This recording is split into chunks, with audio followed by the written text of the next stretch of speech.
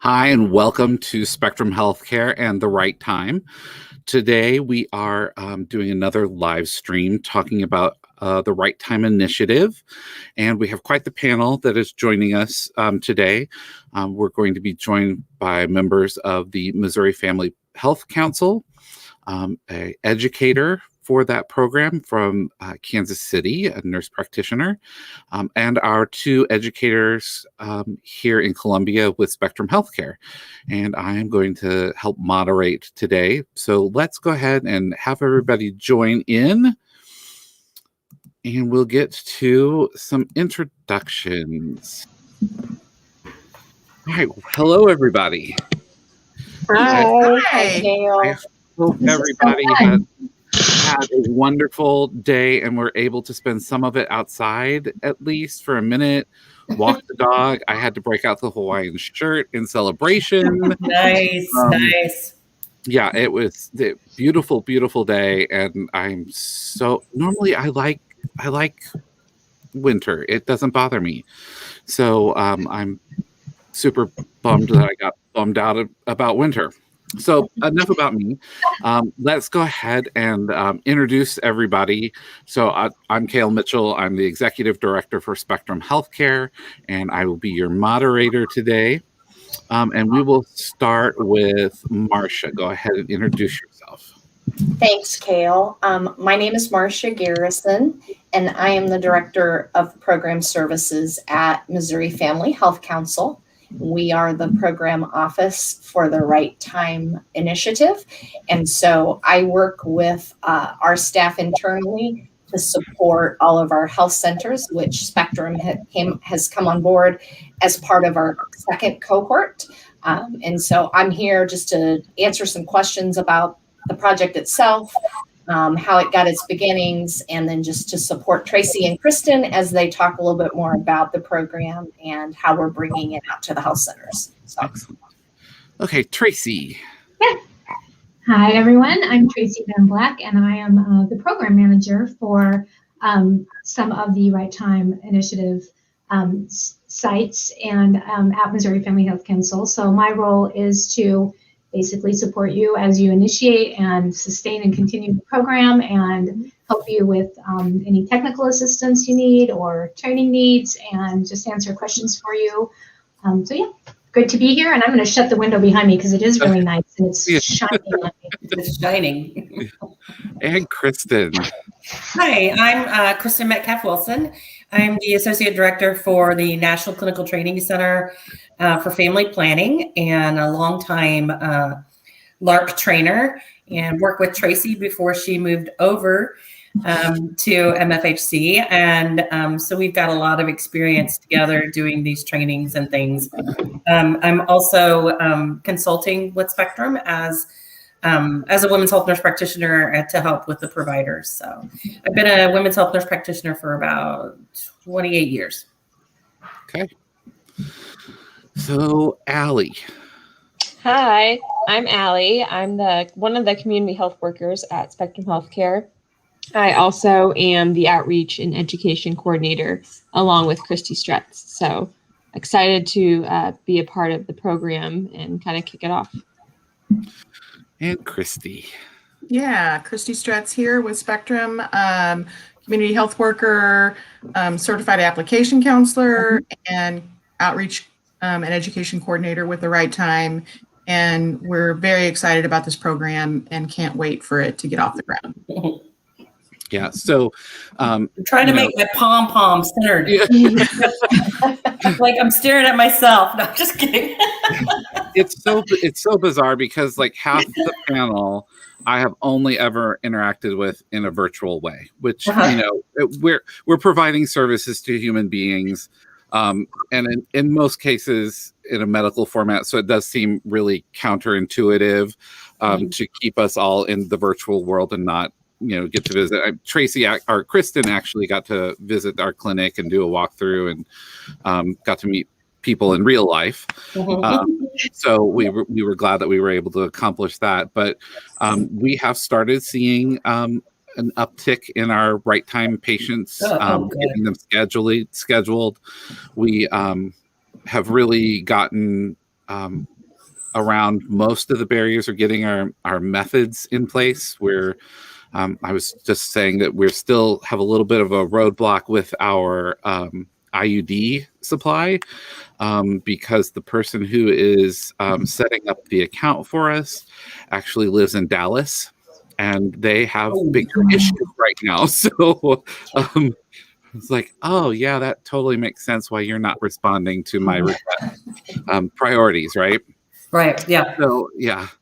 So I'm just gonna jump in with Marcia really quick, and from the foundation side, why this program? Why did you invest time and effort into creating this? Absolutely. I will start at the beginning, Kale, which predates my time actually at Missouri Family Health Council. But several years ago, the Missouri Foundation for Health reached out to our organization to talk about unintended pregnancy rates in Missouri. What we know is that about 51% of all pregnancies are described as unintended by the people themselves. And so looking at that issue, Missouri Family Health Council convened a group of stakeholders to discuss this issue and to identify information to break down the barriers to access to birth control through this specific project in order to impact healthcare and reproductive healthcare for women in the state of Missouri. And so after a planning year and really, again, tapping into their stakeholders to identify areas of need, the project was funded. It is a 6-year initiative. It's approximately a $28 million grant. It has 3 cohorts. We have initiated cohort 1 and cohort 2, which Spectrum is one of our cohort 2 health centers. We have 6 health centers in cohort 1, and they have 13 health centers across Missouri. Primarily, cohort 1 was located in St. Louis and then Southwest Missouri, and we had a health center in Central Missouri. Cohort 2, which includes Spectrum, we have health centers in Northeast Missouri, Southeast Missouri, and again, picked up some providers in mid-Missouri. And so the project is really about creating access for women who are uninsured or underinsured to the method of choice when it comes to birth control. And so the project itself, we partner with several agencies. One of them is the National Family Planning Training Center, where Kristen hails from. We provide expert training for our clinicians and provide onboard training to all of the health center staff in order to implement the project. And so I'll let Kristen talk a little bit about the level of training that she provides to the clinicians as part of the onboarding. And then she can also talk a little bit more, Kale, about the training we give on methods. And then I know that today's primary focus is on IUDs. And so I will let her speak on her area of expertise. Excellent. Sure. So just kind of, high level overview on what we do with our clinician training. When we have a new facility and a new cohort facility, we have kind of leveled the training into different focus areas. So there's the basic, here's contraception 101. Like this is what is available on FDA approved in the United States today, and this is how it works, right? And these are most common side effects, and this is the effectiveness level. And that's really for any front-facing staff that may be interacting with patients. So from your medical assistants, your RNs, your nurse practitioners, your front office staff, your outreach people, they all need to have a really good understanding about what contraception is available to people today, and then also how that is going to be supported by the program, which, by the way, is incredible. I mean, the idea that we're going to have, the goal is to reduce unintended pregnancy by 10% in the state of Missouri is huge. I mean, let me just say that right now. It is a heavy lift.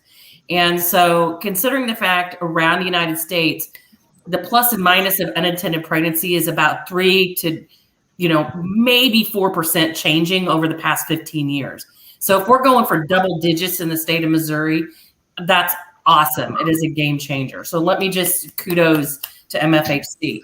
But so that's kind of the first level of training to get staff on board with the program, how important it is to have this available for the women and families in the state of Missouri. And then we move to the second level of training, which is about how we interact with these patients. So not just about the prescriber, but how do you talk to patients to help them make the decision on what is their choice? It's we talk about some unimplicit bias in there about how you may look at patients and in your brain think they are in no way ready to add to their family. Why are they just using condoms? But that's really not our decision, right? So our decision is to help them unpack that, where this is client-centered facing. We are helping you make informed decisions and supporting that decision so that you can reach your goals. And we need to make sure that we're asking everybody in the clinic that, not just our cis females, right? So that's important too. The final or third round of the training is kind of that contraceptive challenges. So this is really directed at those clinicians that are going to come in with patients that are having common side effects, uncommon side effects. Perhaps their medical history has changed and they need a different method because theirs is no longer safe. How do we educate them or update those providers that may not have ever been doing this level of family planning work? And then we have the extra training, which is on IUD placement. And this is a high level skill that clinicians are not trained and educated on this in their school, right? This is something that they have to reach out to get on their own based on the skills they need to work within their scope of practice. So we worked really hard to maintain, and Tracy, how shall I say, the success or impact of that program when we moved from live face-to-face trainings, now doing it virtually, which I think we've had really good success with.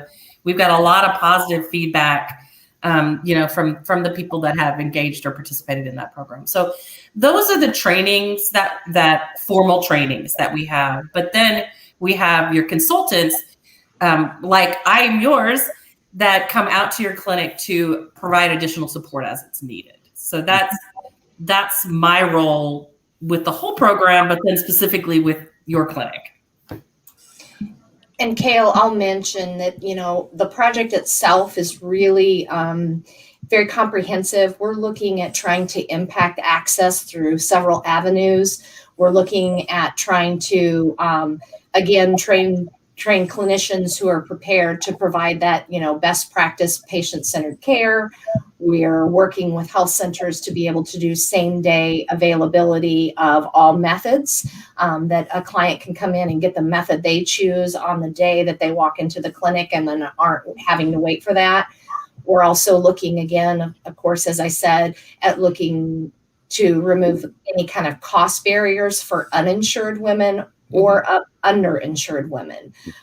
We're looking at sustainability for the health clinics after the grant is over, and how can clinics develop their clinic efficiency and operations in order to make sure that same day accessibility exists once the grant has ended. And we really are working just to provide a culture change in our state around access and, women's reproductive health. And so, as Kristen said, the training is just a part of that. We work on an ongoing basis to support the program.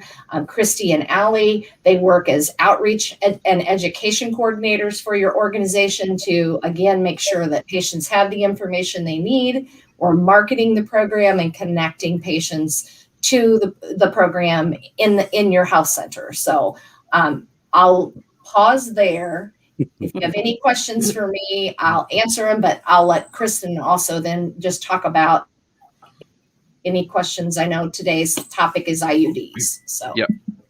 And before we jump into the actual method conversation,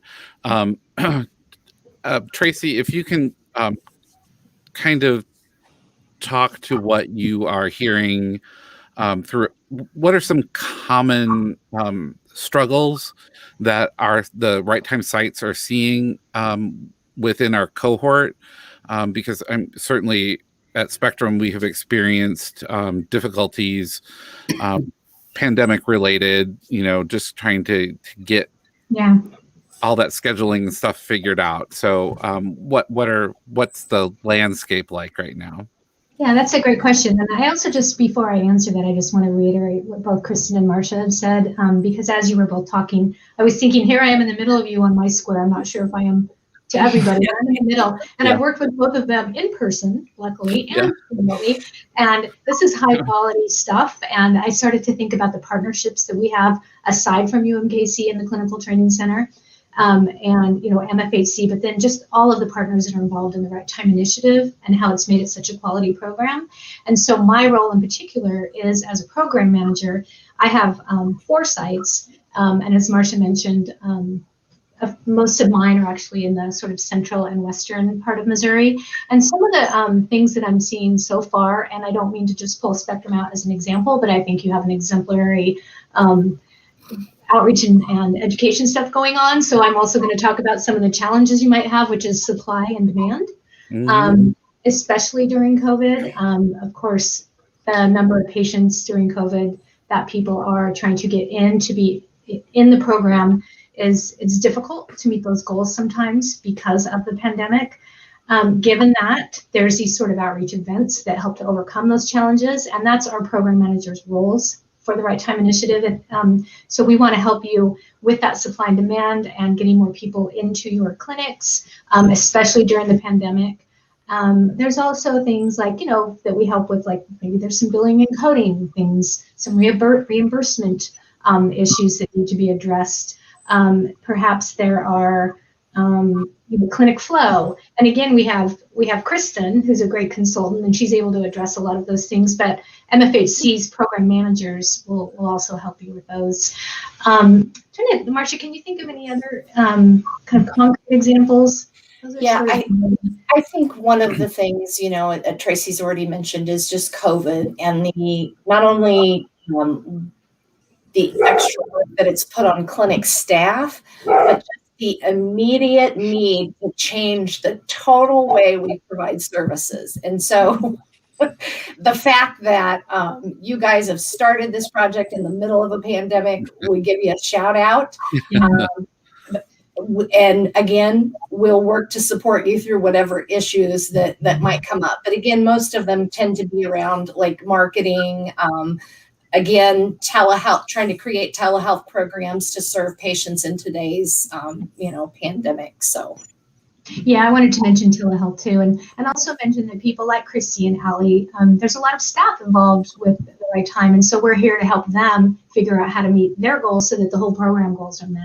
And there's, all of these moving parts. So there isn't any one person in any of the health centers that we can't assist or help. But you all have terrific teams and different needs depending on the regions that you're in as well. So we try to address those needs, and we just really support and help you get through some of those challenges, but also celebrate all the great stuff too. So kind of same question then to Christy and Allie. You guys are really the first interaction that patients have in the clinic. You're providing that family planning and choice education. What's been feedback? The reality is Spectrum collectively, we're all adults. We've been doing this long enough to realize that pandemic or not, family planning and contraception is still something that needs to be considered. People have a lot more free time and are figuring out how to fill that free time with other people. You can put the mechanics of that together on your own. So what are we seeing coming into the clinic, and what kind of feedback are we getting? Well, you know, the patients that I've seen so far, I'm super impressed with their knowledge. I mean, they kind of knowing what they want. They've researched it. I mean, these are, I mean, so far they've been college age women, and they know how to do the research, and they know exactly what they want. And you talk to them a little bit about family planning and whether they want children in the future, you know, what their goals are, and they're pretty savvy. It's not been a difficult time dealing. I mean, again, they do their research, and I think that's attributed to the generation, perhaps. But it's been a very rewarding process, and I'm super, super excited to be involved with the program. And I've noticed on the STI clinic side of Spectrum, when patients are coming in for STI testing, and I mentioned our Right Time program as well as our STI clinic services. When I mentioned that we will help pay for them even if they don't have insurance, they're like, really? Like that financial barrier is a lot of the times the only barrier that is preventing them from pulling the trigger to actually making an appointment or inquiring more. And I think that is a big help for people, especially younger women who are maybe in the gap of insurance or are getting off their parents' plan or things like that. So I think it's a big help.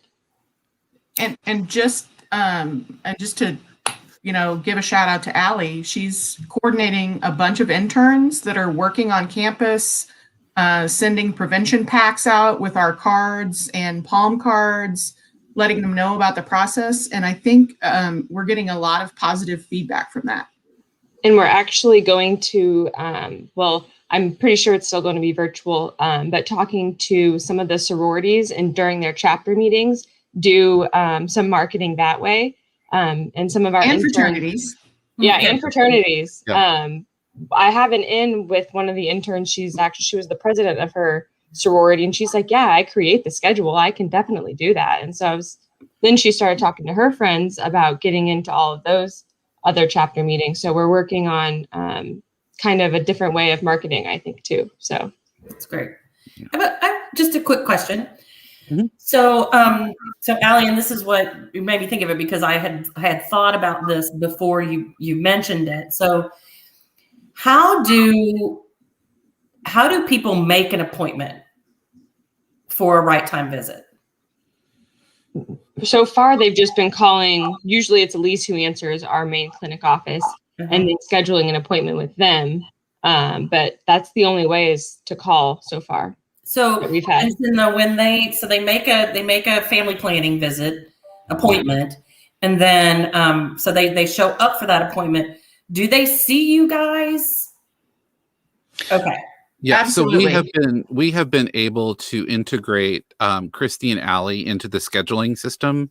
So they are now the way that the appointment is scheduled is within the system. It looks like there's two appointments. So one with Christy and Allie. Yeah, one with Christy and Allie, and then and it's they're moved into the exam room. That's where Christy and Allie are going to meet with them. And then once they feel like they have accomplished all that they want to accomplish in that interaction, they will hand that off to the practitioner. So either Dustin or Lola, and be able to say, here's the conversation, here's what the choice is, do what you need to do. Because obviously, depending on the method, there is some medical evaluation that wouldn't be appropriate. Yeah. So, and the practitioner will take over and just, we're at a point now where we really can, within the confines of that 30 minutes worth of total interaction, between what you're meeting with Christine Alley and the practitioner, you're going to walk out with your choice of contraception method. That's so excellent. So then let me ask this. So the STD patient comes in, you mention Right Time. Mm-hmm. Can they be seen then? It depends, because we are far more flexible in our scheduling on STI testing, because some of that actually happens outside of normal clinical hours. But even our interns now who are scheduling, so everything is happening within the EHR now, our electronic health record. So you may not be able to get seen right then, but you absolutely will get an appointment scheduled right then, because whoever, if it's Christy or Allie, if it's one of the interns, they have the ability to schedule that family planning visit. So if it happens in the conversation, it's happening right then. Okay, and so let me challenge just a little bit. So when I'm seeing patients and I go in to see somebody that's there for STD testing only, or they have a vaginal discharge, and I look through their medical history and their reproductive life goals and see that they're not on any contraception. So that day I say, would you like contraception? If they say yes, they become a right time patient. Yeah. Right there. And right. Those are the sorts of things that we'll get there. Okay. I'm here to help. I'm here to help. We are really, really happy with how far we have gotten so far. I'm super happy with how far you guys are. That's how great. we've modified our schedule, and there was a learning curve on the EHR for all of us. That included turning on the patient portal side of things and starting to interact with, because now if they came in for STD care, weren't really ready at the time to have that contraception conversation, but decided later, they're set up in the portal and now can send us an automatic request for a family planning. They don't have to even pick up the phone. It just happens through the system now. So we're trying to make things easier. Yeah. For everybody. For sure. I have noticed within the STD clinic, when people are coming in, so far it hasn't been more of just them inquiring about it and glad to know more.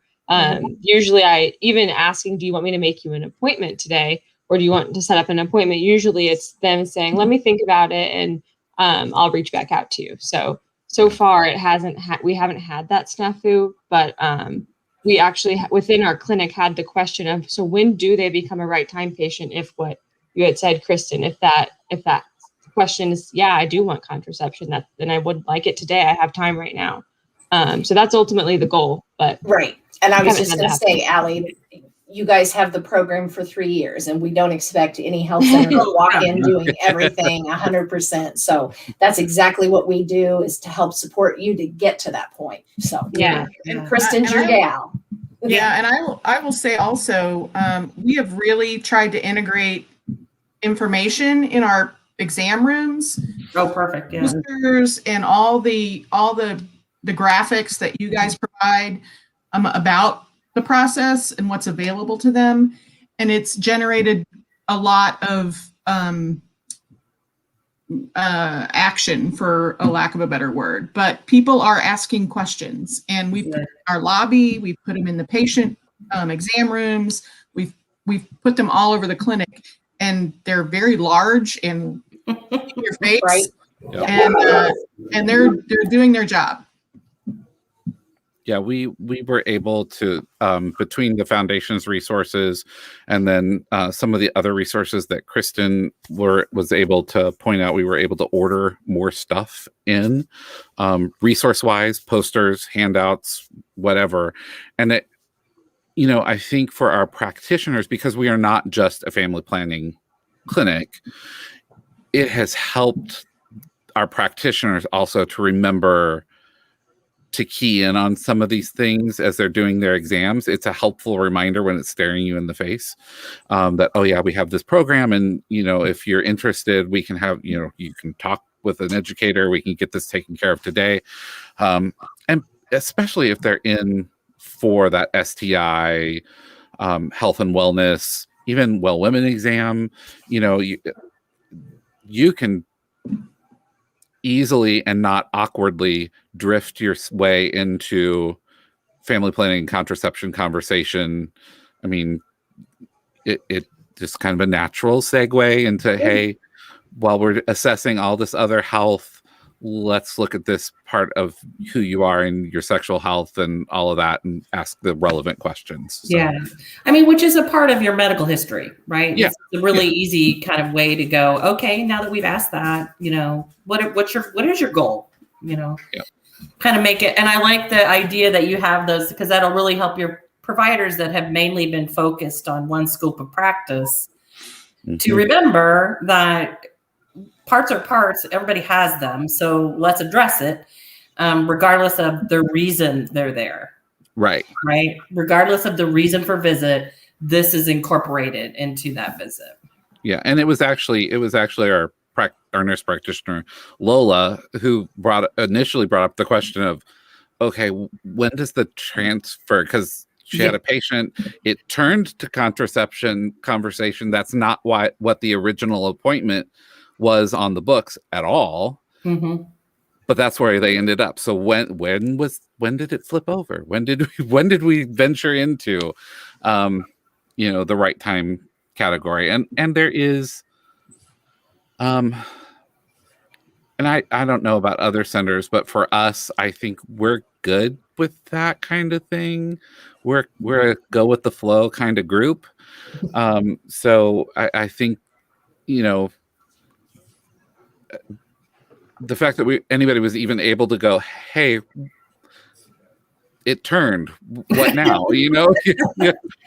Rather than going, no, we can't talk about that. Yeah.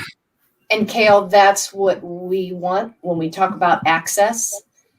Come in for an earache, but the conversation turned to birth control methods. So absolutely, let's meet the needs of this patient and create that access point immediately when they express the need. So and I will say also that whenever this pandemic calms down,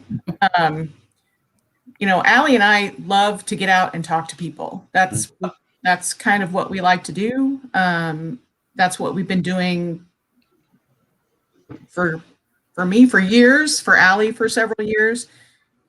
We like to talk to people. And unfortunately, that's been kind of squashed a little bit because of the pandemic. So as soon as we can get out and about, thankfully I've been vaccinated. So is Allie. So hopefully we can get out. We can get out and about and actually start to talk to people again and explain what's going on. Yeah. Normally, Christy and Allie are the carnival fair festival queens and work the whole circuit. Wherever they are allowed to set up a table, they're there. So we're really excited about the potential of having a population who is receptive, because we can interact face to face and not be scary. Moving into the summer months and maybe being able to go back to some of those fairs and festivals and educate people about what's possible. And we also, yes, it's our effort and yes, it's our agency, but we also realize that we are part of a bigger system. So even when we're down, down at the lake, what festival did you go to down at the lake? Which is that? You had to ask me that. Missouri Community Health Worker Conference that we went. There's that one, but there was an actual festival. That. There was another festival down there at the Lake of the Ozarks that we did. Oh, the Hillbilly Festival. That's it. Maybe it was the Testicle Festival. No, I missed the Testicle Festival. But, it's we real were in Warren, Missouri at the Hillbilly Festival, and we turned a lot of heads. There's a pretty conservative area down there. Got a lot of interesting questions, but we also came away with patience. So that's great. Because head turning and questions are good things, good ways to start. Absolutely. And I often joke about this, but in real sense, none of us within the agency understand or know what an appropriate conversation is any longer. When you spend your whole career asking complete strangers who puts what where and how many times, you know, you really do. I don't have any issues with asking those questions anymore. And forget that some people might be surprised by those questions.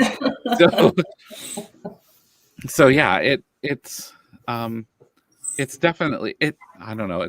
There's a fun factor to it as well. You know, we are providing a meaningful service, and our core population really, they're marginalized, they're underinsured, they're uninsured, and we have a lot of rural folks who are going to be a heck of a lot more comfortable coming to us than going to their GP in their hometown and talking about family planning. We provide a little bit of anonymity, because then they don't even have to get it filled at their local pharmacy. We're able to provide it for them. So, their cousin who works the desk at the local pharmacy isn't aware that now they're all of a sudden on the pill or whatever. And I think that as an agency, we've always functioned as that comfortable space to receive services in. We're safe. We're out there talking, but we also practice enough separation that people aren't freaked out about it. So each month when we do our live events, we always focus on one of the methods that a person could choose. Mm-hmm. And so this month we're talking about a LARC, which is obviously a long-acting method, but reversible. Mm-hmm. So we're going to talk about interuterine devices. And so Kristen, this is obviously you trained to this. It's my jam. Yeah. Yeah. I mean, what is it? Why does it work? And why would somebody want to choose that particular method? Yeah. So I could probably ask Allie and Christy. Yeah. Tell you. Yeah. But I mean, I think that the appeal of long-acting reversible contraception is that it doesn't require participation once it's placed, and IUD methods and the implant are the most effective birth control methods on the market today in the United States, next to sterilization. So if you are seriously committed to not achieving a pregnancy within the next year or so, I would highly recommend these products. Now, they're not for everybody, because some side effects people are uncomfortable with. The levonorgestrel IUDs have a hormone in it that most people will stop having any bleeding. And some women get really uncomfortable with that. So you have to unpack why they feel that way. Or that they want to use a copper IUD because they've had bad luck using any kind of hormones and they don't want that. So it's really a conversation about, what the needs are beyond contraception that your patient might want. So bleeding control is important, or not having hormones is important. The fact that it's 6 years, 8 years, or 12 years for the product length is important to some people. I know when, apolitical, just fact, that when 2016 election occurred, we had an uptick in IUD requests the 8 weeks following, like you would not believe, because people were nervous that they would no longer have health care. And that especially birth control, because the ACA covered methods of birth control, and they were, of course, the opposition campaigned that would go away. And so we had people come in requesting IUD services because they would be protected for several years to come. So, you'll see those kinds of unusual ticks in your society. Some people like the idea of, they have this method put in place. They don't talk about it. Nobody really knows what they're using for contraception. So there is kind of an anonymous way to say, I'm protected from pregnancy, but you don't have to go through all of this thing with your parent or your partner or whatever. So, I mean, they work in similar ways, but the hormonal methods work in a little bit different way than just being a barrier there. But they are more likely to stop ovulation from occurring. So that's why they're highly effective. They're also used as emergency contraception. So copper IUDs can be placed within 5 days of unprotected intercourse and then remain in place. So you could prevent an unintended pregnancy as emergency contraception, but then continue that method. We will know, we do know, the research is done, it's just not published yet, that the levonorgestrel IUDs will do the same thing. So that data has been collected. We know that they will also be accepted, FDA approved for EC, but that date, we're hoping it's by summer, but the FDA is behind in prioritizing other things, obviously. Yeah. So, but yeah, so tell me what questions you guys have. Well, I'll tell you that the patients that I've seen so far, the reason they're choosing the IUD is they're very self-aware. Mm-hmm. They understand that they're not really good at taking pills. They're not really good at following through for things. And they just want something that is there that protects them the whole time. Mm-hmm. They don't want to have to think about it. And that has been the overreaching conversation that I've had with them for those that choose the IUD. They just want to know it's there for them. Yeah. Another big positive side effect that a lot of people in the program that I've helped with patients and personal friends, the decrease in bleeding is a big one that is a factor in people deciding on IUDs or not, because that's one that'll actually help decrease that a little bit. So yeah. I know that that's a big thing that people like.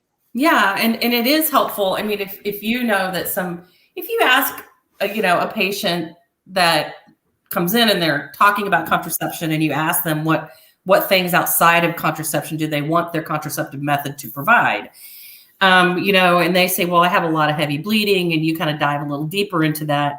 I mean, if they're missing school every month or missing work every month, I mean, we can do better. I mean, you shouldn't have to suffer that way anymore. It's not a curse, right?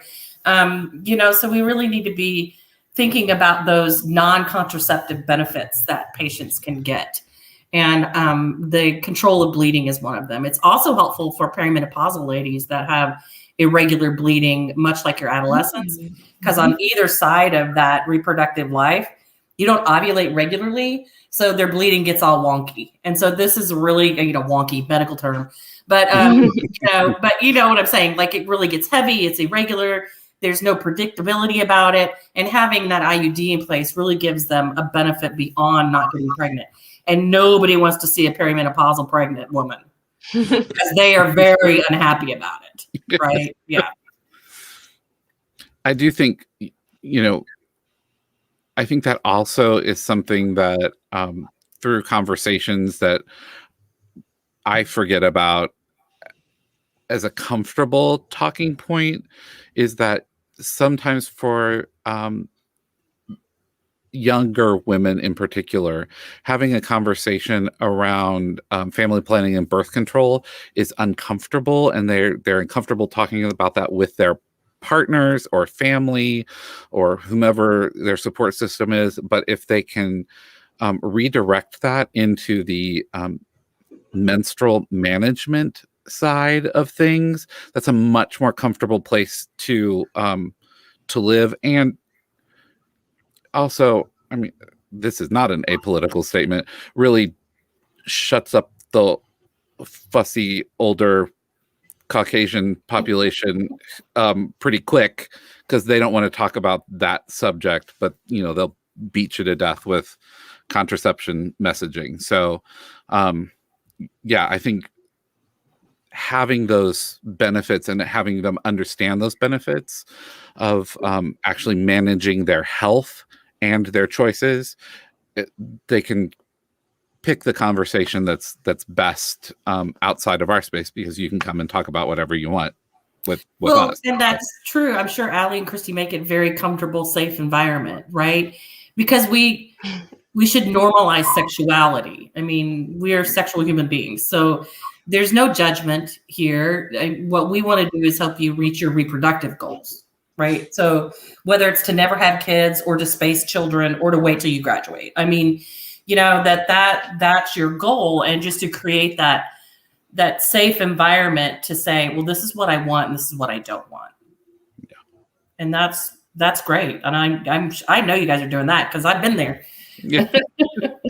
Even just asking the question, well, what would you like beyond in a contraceptive method beyond contraception? I think that opens a lot of minds for people who didn't really think that they had this kind of flexibility to choose, like they have the different types of milk alternatives at the grocery store. Yeah.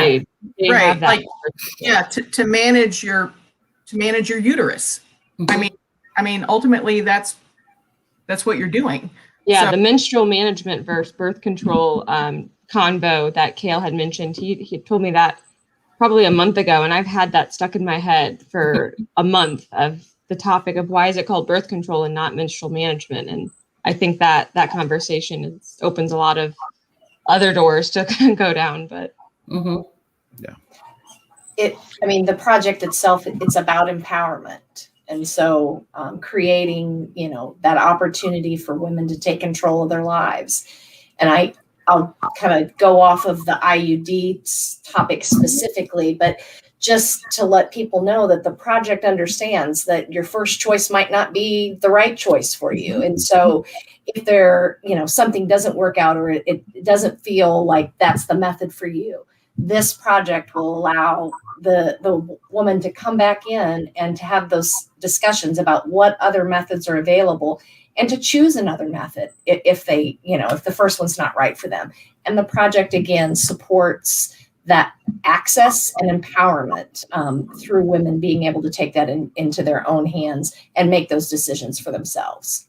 Yeah, and providing that education piece is, I think, a crucial element that Christy and I are lucky to do.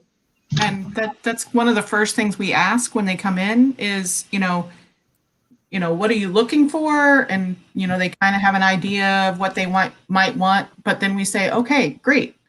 If this doesn't work for you, we'll switch. If you have side effects or you don't like the way something is working, come back. We'll make it what you want. Yeah. Because there's an element of unknown, right? Oh, go ahead. I was just saying there's an element of unknown. If they've never tried a method, they just really don't know how it's going to feel, how it's going to react in their system. Yeah, we need that flexibility. Well, we do know, data does support that, encouraging women to come back as opposed to discontinuation. Mm-hmm. And we know women of any age, not young, women of any age that discontinue their method is 20% chance of unintended pregnancy within the first 6 months. So those are the people that went home, didn't like it, or never picked it up, and didn't come back.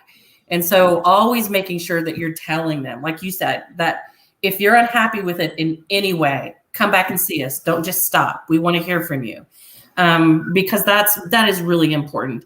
And with the Right Time Initiative, it's not a barrier of whether they pick it up or not. They can leave with it in their hand. Yeah. Right. And that's where Allie and I come in. We are very dialed in to barriers to care. And we know that this project makes it available for everyone. There is no financial barrier. There is no stigma associated with it. We are there to make, and the program is there to make them walk out with whatever they want, and to come back if that's not what they want. And that want is up to and including nothing. They have Exactly. that choice to say, this isn't the right thing. Time. The right time. It might not Not the right time for me. Yeah. Yeah. I had to. No pun intended. Yeah. Yeah. So focusing back on IUD. So they've communicated their choice, because they've met with Christy and Allie. They understand that, okay, I really think that I don't want to experience any excessive bleeding. So let's look at hormonal options, and it's a IUD. what's the next step then? Because then they're going to meet with a practitioner. How is the practitioner going to move that want or desire forward? Good question. So, based on clinic flow, the patient, and you said the education is provided within the exam room. Correct. Okay. So then the complete medical history needs to be done. And I assume that, is it Melissa? Yes, Melissa's our nurse. Yeah. She's fabulous, by the way. And so just to make sure that, when Melissa rooms them, that she's doing a complete medical history, social behavioral history, risk factors, and reproductive goals. And they at some point will need to give informed consent, because this procedure requires informed consent. And so whether you have a paper sheet that they sign and get scanned in, or you have, whatever it is that you all are operating, where it's a signature box or whatever, however you're getting informed consent needs to happen prior to the procedure. As long as, and this might be something, because I think I'm going to be there March 4th to visit. We were just talking about this online yesterday. So Lola and I were. Oh, okay. We were kind of just seeing when our next site visit was, and she thought March 4th might be good. So just based on kind of following through that workflow, I'll be able to give you a little better advice on how those next steps happen. But the one thing that you want to avoid is the idea that a similar question that Allie answered is asked again by Melissa and then asked again by Lola, right? So the medical records, if those are being completed in a visit and they've already answered when their last menstrual period is, please don't ask them again. Because the most dissatisfaction numbers that we get from patients are because they're like, I've already said that. So are you even looking at my medical record? I understand that that it's instinctual for clinicians to go in and start taking their own medical history. But if it's been done by a trusted professional, don't do it again, right? So that's kind of what slows down your workflow, is if you're repeating things. So, and if your clinician can't give it up, then don't tell Melissa to do it. I mean, right. Don't do it. But yeah, so those kinds of things are where you get the process where the history is done, the informed consent is completed, and the procedure tray is brought into the room, and the procedure can take place. So that's kind of just nuts and bolts of it. I talked with your clinicians about having a tray set up throughout the day, prepared for both Nexplanon and IUDs. So there should be supplies like readily available. You don't have to go to the supply room. You can walk out into the hall and pick them up and go back, so that it's just really efficient. And that helps remove some barriers. And I will say that we did. Go ahead. Sorry. We did order our Nexplanon doesn't have like a pre-packaged Nexplanon insertion kit per se. Yeah. IUD, on the other hand, does. Yes. And so I'm probably the last person who needs to shop for and order things, because I am often swayed by the appearance of said kit. So I will admit that we have these really cool looking IUD insertion kits now. They're purple and they're really cool. Cool. So we have to shop. Yeah, we have. Well, it's even it's for IUDs. It's I have to research it and find out what everybody likes out there, and this Gynex kit was it. Yep. So we know those. We know those. They're pretty. So I have a question for you, Kristen. I ask this a lot, and I just want to kind of throw this out there to the ether. The first question I get asked about IUDs is, will it hurt? Is there pain? For sure. Yeah. So don't lie, right? Because we want to create a trusting relationship with our patients. So I here's my spiel. As a provider, I can say, the uterus is going to recognize this as a foreign object. So you are going to have some cramping, and that will be uncomfortable. But I've never had to use a narcotic for this procedure. Right. So that gives them a kind of a scale to consider. Mm-hmm. And then I say, and I want you to be prepared for whatever it is that you would be doing if you had cramps for the first 3 days. So if that's ibuprofen every 6 to 8 hours, 800 milligrams, your providers are going to know the dosage they want people to use. Mm-hmm. But, that you go ahead and pre-educate them on what to expect. And then I say, discomfort is different for everybody, so I can't predict that for you, but that's what I say. But I can tell you, I've never needed to use any kind of narcotic for this. And I think that kind of separates pain versus this is going to be uncomfortable, right? Yeah, that's a good delineation. Yeah, and I think you do need to delineate pain from discomfort. The words are triggers themselves, and so if they're anticipating pain, they will perceive pain. Mm-hmm. Right. So that's a suggested thing. And most of the time, pain that is experienced, particularly in cervical manipulation and uterine manipulation, like colposcopies and IUD insertion, mm-hmm. It's so different for everybody. But most of the time, it's the anxiety that triggers the pain, because it's so the fear of the unknown that they're kind of expecting this pain. And so every touch can be uncomfortable and painful. Mm-hmm. So I use a lot of Verbicaine, where we just I talk them through it. And I just say, hey, so you're going to feel me, place the speculum. You're going to feel me stabilize the cervix. You might get cramping now because I'm going to measure the depth of the uterus. And then once that's done, I reassure them, you're halfway through. And then I prepare the IUD, and then we insert the IUD, and I say, it's in. How are you feeling? And, on your pain scale, 1 to 10, 10 being the worst. And they're like, oh, it's a 6. And I'm like, it'll be a 3 before you leave the office. So it's a matter of reassuring them that everything's gone normal, and I'm not expecting any problems, and you did great. Right. So it is a lot about Verbicaine and talking them through that, and the fear of the unknown. So the more they get explained to them in pre-education, the better they do. And how easy is it to remove?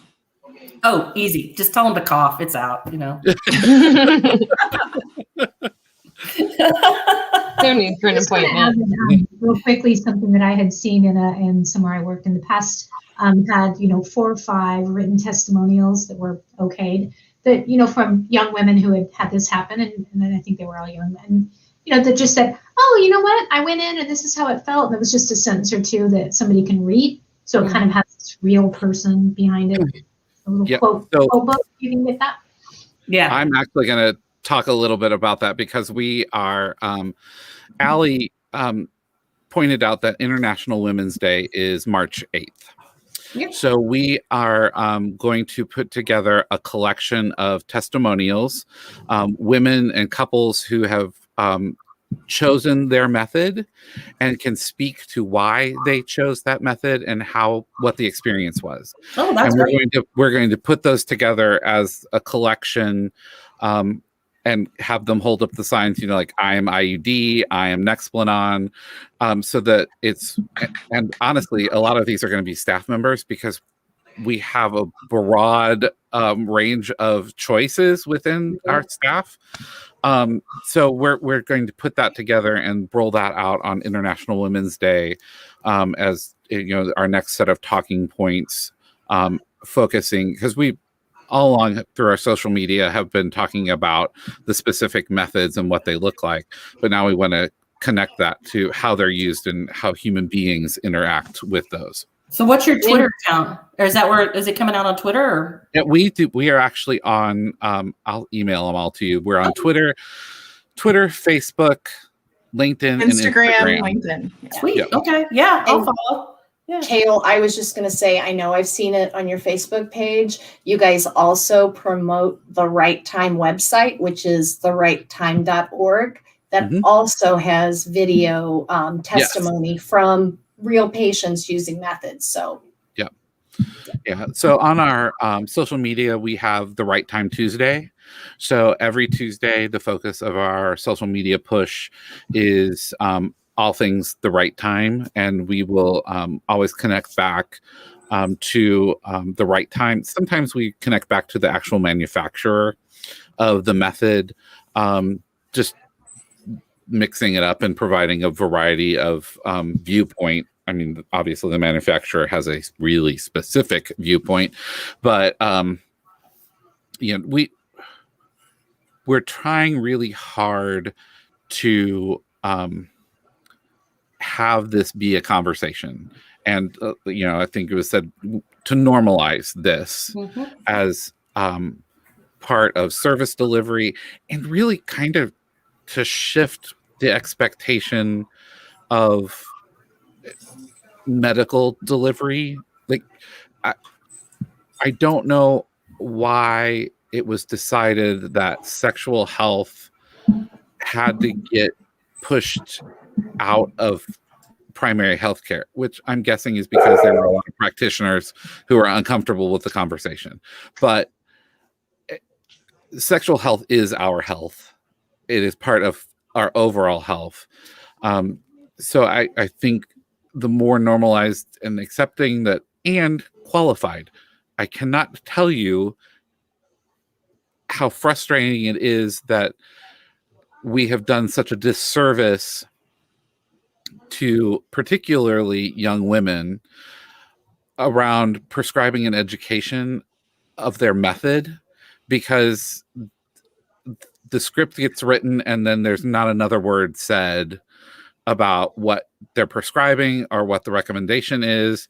And there's all of this confusion and, just really bad information about what they're getting. And we have evidence of that. We know that freshman sexual health surveys, when young women are asked what barrier method they use, the answer is the pill, which is immediately I'm like, oh my God, we failed. I mean, we've failed as educators, we've failed as practitioners, we failed as parents, because I'm the one, who goes on campus and educates to this in these health classes. And I'm like, look, the only way that the pill is a barrier method is if you're taping the box to your crotch. So, that's the reality of it, is that where we are not providing these people, men and women, with enough information to protect themselves. And then we know the unintended happens, be it an STD, be it an unintended pregnancy, all this other, because they just simply didn't have the facts. And I'm fortunate that I work in an organization and with professionals that really value that education perspective and arming people and empowering them, so that they can be healthy, productive, happy people in our society. We need more of those.